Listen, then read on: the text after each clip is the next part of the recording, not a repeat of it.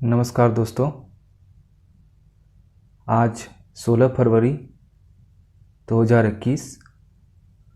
आज बसंत पंचमी है। जैसा कि आप जानते हैं, बसंत पंचमी के दिन माँ सरस्वती की, देवी सरस्वती की पूजा की जाती है और पूरे देश में आज हर्षोल्लास से बसंत पंचमी त्यौहार को मनाया जा रहा है।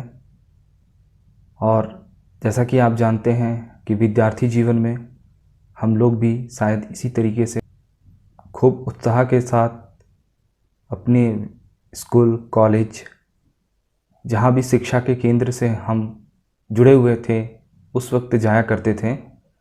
और आज वो त्यौहार हमारे देश के सारे क्षेत्रों में, प्रदेशों में मनाया जा रहा है।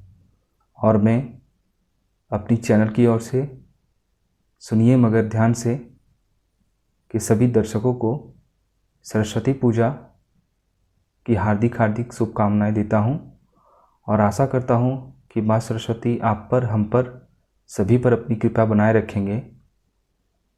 अब हमारे देश में होता क्या है कि कोई भी त्यौहार हो, पूजा, पर्व, कुछ भी ऐसा जो बहुत महत्व का एक पक्ष रखता हो, एक विषय हो, उस वक्त ऐसी कोई बात ना हो जिससे लोगों को कुछ बोलने का या कुछ ना बोलने का या कुछ ऐसे कमेंट्स पास करने का मौका ना मिले। ऐसा हो ही नहीं सकता। हमारे भारत की ये विशेषता कहिए या जो भी कहिए, कभी भी आप देखेंगे कि किसी भी विषय पर कुछ ना कुछ कमेंट्स, कुछ ना कुछ सोशल मीडिया पर होता ही रहता है। तो ऐसा ही एक आज वाकया हुआ सोशल मीडिया पे जो ट्रेंड कर रहा है, आप सभी जानते होंगे।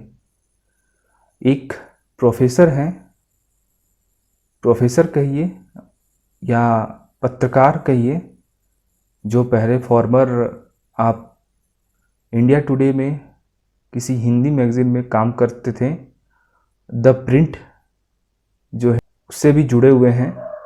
उन्होंने आज एक विवादास्पद बात कह दी। उन्होंने अपने ट्विटर अकाउंट पे, हैंडल पे आज एक बात कह दी। उन्होंने माँ सरस्वती देवी के विषय में एक अभद्र टिप्पणी करते हुए उस पर एक कमेंट कर दिया, जिसे मैं बोलना भी अपने इस चैनल के माध्यम से उचित नहीं समझता। उनका वो जो दिलीप मंडल साहब हैं, जिनका नाम दिलीप मंडल है, उनका मानना है कि वो सरस्वती देवी को शिक्षा की देवी मानते ही नहीं हैं। उनका कहना है कि क्या उन्होंने कोई स्कूल खोला, क्या कोई उन्होंने किताब लिखी।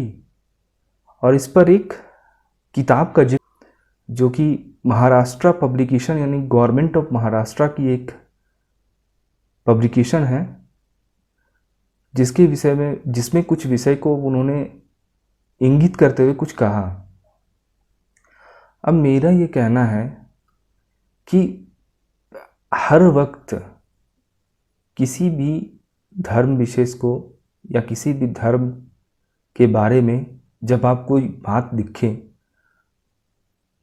मैं सोचता हूँ कि आप उसको बोलने या उस पर कुछ लिखने से पहले कुछ सोचे समझे।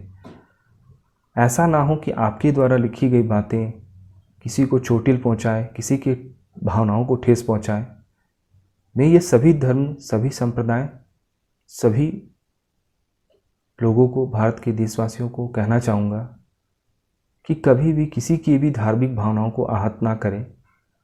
और विशेषकर आज जब बसंत पंचमी का त्यौहार पूरे देश में मनाया जा रहा है और उस वक्त इस तरीके से एक विवादास्पद टिप्पणी कर देना, और ये एक ट्रेंड सा चला आ रहा है।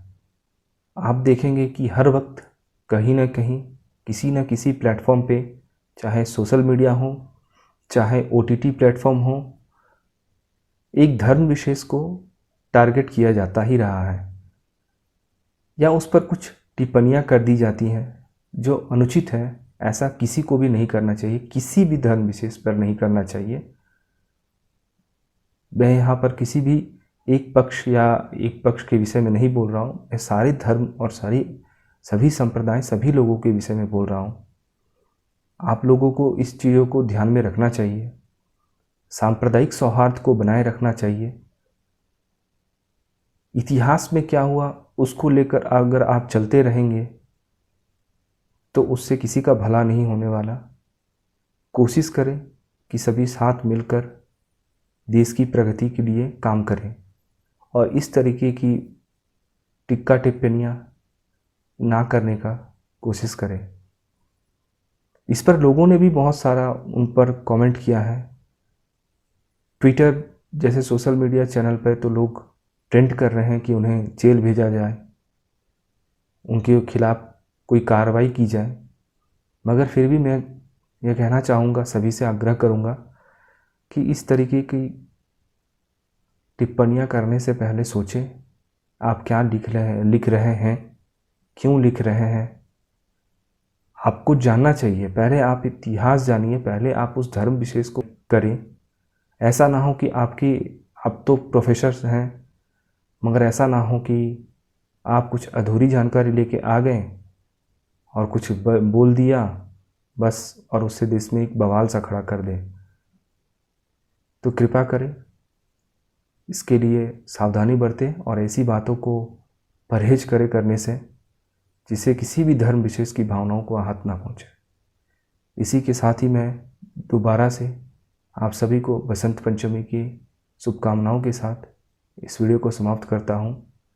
और अगर मेरा ये वीडियो या मेरा ये चैनल आपको अच्छा लगे तो कृपया लाइक करें, चैनल को सब्सक्राइब कर दें और इसे ज़्यादा से ज़्यादा लोगों तक शेयर करें, प्रोत्साहित कीजिए ताकि मैं और भी अच्छे अच्छे कंटेंट और तथ्य आपके सामने रख सकूं, आप बातें रख सकूं। मेरा उद्देश्य यही है कि आपसे मैं इस YouTube के माध्यम से जुड़ा हुआ रहूं।